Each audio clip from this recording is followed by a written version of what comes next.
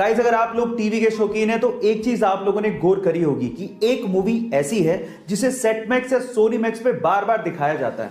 सबसे पहले तो आप लोग चैट सेक्शन में उस मूवी का नाम गैस करके बताओ। जी हां, आपने ठीक लिखा, वो मूवी है अमिताभ बच्चन की सूर्यवंशम। पर सवाल यह है कि सेट मैक्स या सोनी मैक्स सूर्यवंशम मूवी को बार बार क्यों दिखाते रहता है? तो उसके पीछे के दो रीजन है। पहला रीजन, जिस ईयर में यह मूवी रिलीज हुई थी उसी ईयर में सेट मैक्स चैनल भी लॉन्च किया गया था। और दूसरा रीजन यह है कि सेट मैक्स या सोनी मैक्स ने इस मूवी के अगले 100 सालों के राइट्स उस वक्त खरीद लिए थे और इसी वजह से इस मूवी को वो बार बार दिखाते हैं। क्या इसके पहले तक ये फैक्ट आपको पता था? और अगर नहीं पता था तो चैट सेक्शन में जरूर लिखिएगा।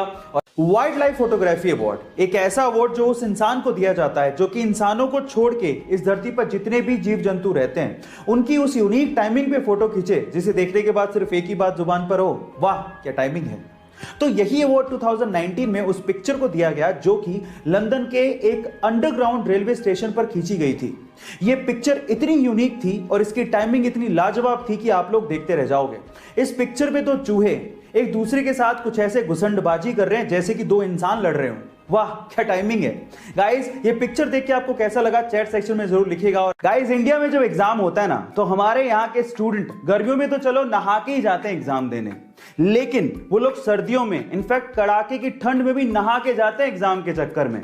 वो ऐसा इसलिए करते हैं ताकि नहाने के बाद ऊपर वाले का नाम लेंगे तो एग्जाम में अच्छे नंबर आएंगे। लेकिन ये सिर्फ इंडिया में होता है, साउथ कोरिया में इसका जस्ट उल्टा होता है। वहां के स्टूडेंट एग्जाम के दिनों में नहाना बंद कर देते हैं और रीजन जान के आप लोग हैरान रह जाओगे।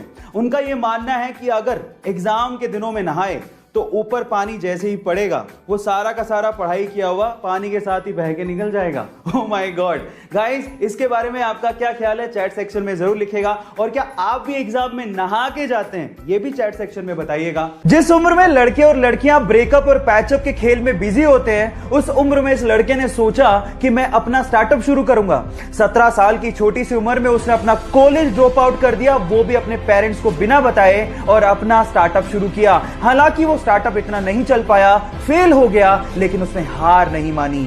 3 साल की कड़ी रिसर्च के बाद सन 2013 में उसने एक दूसरा स्टार्टअप शुरू किया और देखते ही देखते वो कंपनी इंडिया में $10 बिलियन की कंपनी बन गई। जी हां, मैं बात कर रहा हूं ओयो फाउंडर रितेश अग्रवाल की, जो कि इंडिया में यंगेस्ट बिलियनर भी हैं। गाइस, यहां सीखने लायक बात यह है कि if you can believe it you can achieve it. जब वो हैदराबाद जाने के लिए रेलवे प्लेटफॉर्म पे खड़ा था तो पैर फिसलने की वजह से वो सामने से आती हुई ट्रेन की चपेट में आ गया, जिसकी वजह से उसके दोनों पैर कट गए। 2 घंटे तक उसको किसी ने हाथ भी नहीं लगाया और 6 घंटे की मशक्कत के बाद उसे अस्पताल पहुंचाया गया, जहां पर डॉक्टर्स ने उसकी मां को कहा कि इसके शरीर से पूरा खून बह चुका है, अब वो जिंदा नहीं बच सकता। लेकिन फिर भी उसकी मां ने कहा कि चाहे जिंदा रहे या मरे, मैं इसका इलाज जरूर कराऊंगी क्योंकि ये मेरा बेटा है। जैसे तैसे पैसे जुटाकर उसका इलाज करवाया गया। वो जिंदा तो बच गया लेकिन उसने अपने पैर गवा दिए। इस सिचुएशन पे उसके भाई ने उसका साथ छोड़ दिया। लोगों ने उसे भीख मांगने तक की सलाह दे दी, लेकिन उसने कहा कि मैं भीख नहीं मांगूंगा, मैं हार नहीं मानूंगा। उसने जिम ज्वाइन किया, अपनी बॉडी बनाई, वीडियोस अपलोड की और बहुत सारे लोगों के लिए एक मिसाल बन गया। उसका नाम है देव मिश्रा, जिसने हमें यह सिखाया कि जिंदगी हौसले से जी जाती है। ये बात उस वक्त की है जब पाकिस्तान के अब्दुल खालिद को एशिया का सबसे तेज धावक माना जाता था, लेकिन भारत के मिल्खा सिंह ने उन्हें टोक्यो में हरा दिया। तब पाकिस्तानियों ने कहना शुरू कर दिया ये तो तुक्का है, मिल्खा सिंह तुक्के से जीता है। तब उन्होंने पाकिस्तान में मिल्खा सिंह को इनवाइट किया अब्दुल खालिद से फिर से रेस करने के लिए, और वहां भी भारत के सपूत ने पाकिस्तान के अब्दुल खालिद को हराकर यह साबित कर दिया कि वो रेस तुक्का नहीं थी। और उसके बाद पाकिस्तान के प्रेसिडेंट अयूब खान ने मिल्खा सिंह को फ्लाइंग सिख की उपाधि दी।